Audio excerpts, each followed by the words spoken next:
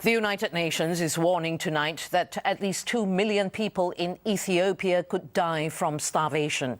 International aid is urgently needed in the country's south, which has been affected by a severe drought. But the Ethiopian government has restricted access to much of the area where it has been battling rebels. These are the faces of people struggling with the extremes of nature. This year the wet season brought little rain, pushing the region into a severe drought. The United Nations says millions are at risk of starvation if there isn't a downpour in the coming weeks.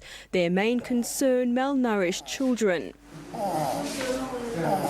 To make matters worse, government forces have cut off many parts of the south as they battle separatist rebels from the Ogadeniya National Liberation Front. Well, obviously it doesn't help if you have a very severe drought and you have a conflict at the same time and you have restrictions on movement for that reason. The United Nations humanitarian chief this week visited the region, calling for better access to the affected areas and greater international assistance. The livestock trade has dried up because traders find it difficult to move around freely. They need to move in convoys as well. They probably don't find it commercially worthwhile. The number of livestock are very many. Therefore, it is very difficult to provide pasture, fodder and water. The Ethiopian government denies it's hampering relief efforts with its military operations.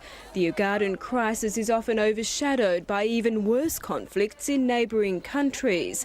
Thousands of Somali refugees have fled over the border in the hope of a better life, but the situation in Ogaden is barely any better. This Somali woman says her family has been waiting 4 months for asylum and has so far received no help.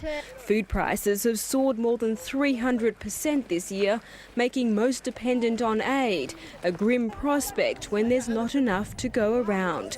Marian Ives, World News Australia.